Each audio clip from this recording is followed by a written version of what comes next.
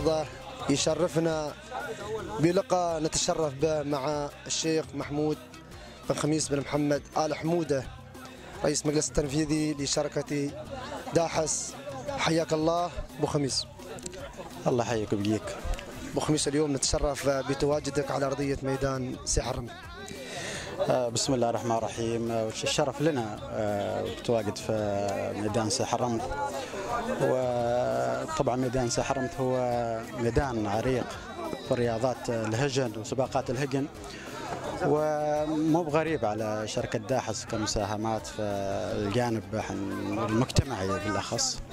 وإن شاء الله نتمنى حنقول هذه كسباقة من نوعها على مستوى الشركات المحلية رعاية سباقات الهجن، وتكون إن شاء الله للشركات القادمة بإذن الله الواحد لحد. الشيخ، كيف رأيت التنظيم، كيف رأيت المنافسات في صباح هذا اليوم على أرضية ميدان على أرضية ميدان سي حرمت؟ صراحة أعجز عن الوصف من ناحية الشكر للجنة المنظمة وبرئاسة سعادة الشيخ الوالي وأعضاء اللجنة على تنظيمهم وسهرهم من أمس لحد اليوم من أجل الظهور بشكل مشرف للولاية وللمهرجان كمهرجان. جزاهم الله كل خير وكل شيء. الكلمة اللي تحث بها أبناء هذا الوطن وأبناء ولاية جعلان بن أبو علي في اهتمامهم على هذه الرياضة.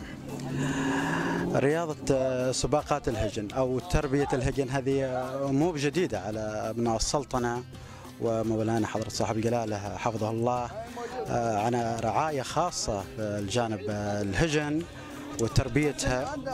وإذا تكلمنا عن جعلان بن أبو علي فهي عريقة بسباقات الهجن، مربين الهجن محبين الهجن، ونقول إن شاء الله القادم أفضل. وعلى مستوى المحلي وعلى مستوى الخليج المراكز الأولى معروفة للسلطنة وولاية جعلان بن أبو علي من ضمنها، يعني ما تقل عن المراكز الثلاثة الأولى على جميع السباقات.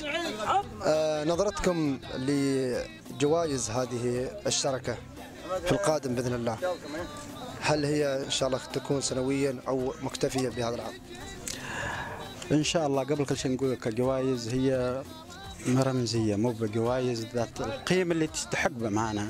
حن ودنا شيء أكبر من كذا، لكن هذه كبداية، وإن شاء الله على السنوات القادمة حنقول إن شاء الله يكون مهرجان داحس للإنشاء والتعمير يكون مستمر بإذن الله، ومن سنة لسنة إن شاء الله يكون أفضل من هالسنة اللي شفتوه. ممكن يكون فيه قصور موجود في كل إذا كان مهرجان أو احتفالات، ولكن إن شاء الله حنتعلم منه، والسنوات القادمة إن شاء الله يكون أفضل من هالسنة بإذن الله.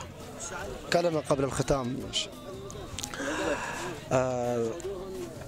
أوجه جزيل الشكر لك شخصيا راشد، ولا اللجنة المنظمة فردا، ولا الإعلاميين والحضور على تشريفهم في مهرجان سي حرمت.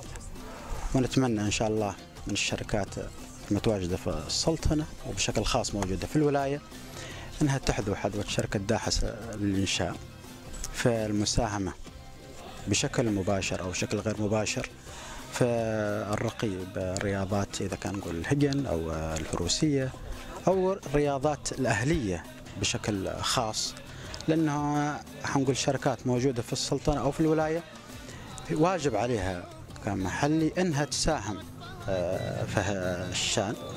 والله يوفق إن شاء الله الجميع، وننتظر بإذن الله على السنة القادمة إن شاء الله نكون شيء أفضل بإذن الله الواحد لحد. شاكرين لك الشيخ محمود بن خميس بن محمد آل حمودة على هذا التواضع وتكريمك لنا بتشريفك على أرضية الميدان.